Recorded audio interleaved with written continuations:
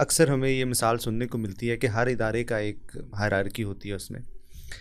میں آپ سے سوال یہ کرنا چاہوں گا کہ اگر مردوں کو قوام نہ بنایا جائے تو خاندان کا ادارہ کیسے نہیں چلے گا؟ اس میں وہ کیا مسائل پیدا ہو جائیں گے؟ آپ وہ ماڈل پیش کریں نا ہمارے سامنے. مثلا جدید دور میں آج یہ ہے کہ مرد اور عورت مل کر کام کر رہے ہیں, کما کر لے کر آ رہے ہیں, وہ معاشی ضرورتوں کو مل کر پورا کر رہے ہیں. بچہ چھوڑ کر چلے گی عورت, جی, اب کس کو پوچھنا ہے؟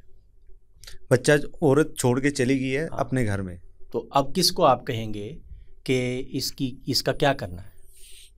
عدالت کو کیا کہیں گے؟ عدالت کس کو کیا کہے گی؟ خاوند کو بھی کہیں گے, بیوی کو بھی کہیں گے کہ آپ اپنے بچے کے بارے میں ذمہ داری دونوں کی ہو جائے گی. Of course. تو کیا پابند کریں گے اس کو آپ؟ دیکھیں اس میں تو کیس ٹو کیس ویری ہو سکتا ہے, لیکن بنیادی طور پر ذمہ داری تو مرد اور عورت دونوں کی ہے نا, کیونکہ دونوں کی وہ اولاد ہے. وہ تو ٹھیک ہے, اب بچے کی حفاظت بھی کرنی ہے, اس کو پالنا ہے, اس کی تعلیم کا تربیت کا بندوبست کرنا ہے, گھر بھی چلانا ہے.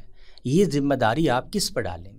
سر میں یہ عرض کر رہا ہوں نا کہ وہ آپ یہ کہہ رہے ہیں کہ وہ ذمہ داری ایک ہی شخص پہ آئے گی, دو پہ نہیں آ سکتی. دو پہ کیسے آئے گی؟ 50-50 بڑا اہم بنتا ہے. سوری آپ قطع کلامی کے لیے, لیکن محسن بھائی کو ہی کہہ رہا ہوں کہ ان سے ایک بڑا اہم سوال یہ بنتا ہے کہ یہ جو بھی سسٹم بنائیں گے اس میں کوئی نہ کوئی ہائرارکی تو ہوگی. یعنی یہ جب آپ ایڈوائز کریں تو ہونا یہ چاہیے نا کہ وہ لوگ, قاسم صاحب یہاں بیٹھے ہوئے ہیں اور لوگ ہیں جو اس کو ایڈوکیٹ کرتے ہیں, تو وہ یہ بتائیں کہ بھائی یہ متبادل نظام ہے جس میں کوئی ہائرارکی نہیں, یعنی کوئی اوپر نیچے ہے ہی نہیں, یہ برابر ہیں. دیکھیں تو اس کے بعد معاملات کو کرنا کیسے, یعنی فیصلہ کرنا ہے نا.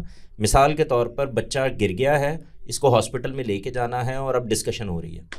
میں آپ سے سوال کرتا ہوں, اس کو میں قمر صاحب کا چاہوں گا کہ اس ہائرارکی والی چیز کو میں ایڈریس کرنا پوری بات ہم پوری آیت کو دیکھ لیں, اس کے بعد ہم قاسم صاحب سے بھی چاہیں گے کہ وہ جو ماڈل رکھتے ہیں وہ ہم سنیں. تو اس دور میں عربوں میں قرآن مجید 1400 سال پہلے نازل ہوا, اس میں یہ چل بھی رہا ہے جی, اور ذمہ داری نبھا ہی رہے ہیں. بالکل, یہ میرے ذہن میں آ رہا تھا, بات چل رہی. اس میں جو اگلی آیت ہے, یعنی قوام بنائے گئے ہیں عورتوں پر, محافظ یعنی ذمہ دار بنائے گئے ہیں, ہر طرح سے انہوں نے ذمہ داری سنبھالنی ہے. اب ہیرارکی میں یہی ہوگا نا کہ وہ جو خواتین جن پر بنائے گئے ہیں وہ اطاعت گزار ہوں, بات سننے والی ہوں, سمجھنے والی. بات سننے سے مراد یہ نہیں ہے کہ آج کیا بنانا ہے, کس پر جھگڑا ہو گیا ہے, اتباع نہیں ہے, یہ اس سینس میں نہیں ہے. وہ تو آپ کر ہی رہے ہیں. الٹیمیٹ فیصلہ کس نے کرنا ہے, کہاں پر کیا ہونا ہے, آخر میں جھگڑا ہو گیا تو بات کس کی مانی جائے گی, یہ ہے بات. اس میں بیوی کو کہا ہے کہ تم اطاعت گزار ہی رہو. تو یہ فرق تو ہو گیا نا, فرق تو ہے, فیصلے میں مرد کو یا خاوند کو ترجیح دی گئی. فرق تو ہے, نہیں ذمہ داری دے دی گئی.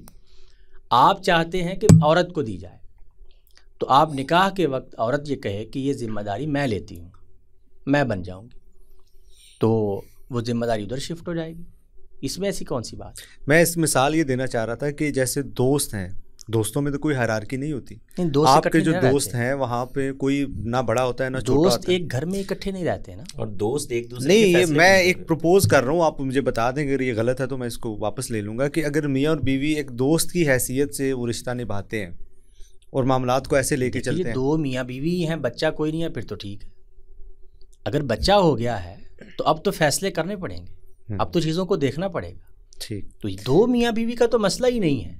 چلیں اس پہ ہم قاسم صاحب کو اس میں شامل, وہ تو کر ہی رہے ہیں, ان کا تو مسئلہ اور سوال ہی نہیں پیدا ہو, سوال ان کا ہے بھی نہیں. یہ جن کی آگے اولاد ہو گئی ہے اور اولاد 4-5 ہو گئی ہیں, تو پھر اب کیا کرنا ہے؟ اب تو ذمہ داری نبھانی ہی پڑے گی نا. 10-20 دن, مہینہ, سال کے لیے تو ہے نہیں, یہ تو ساری زندگی کے لیے ہے.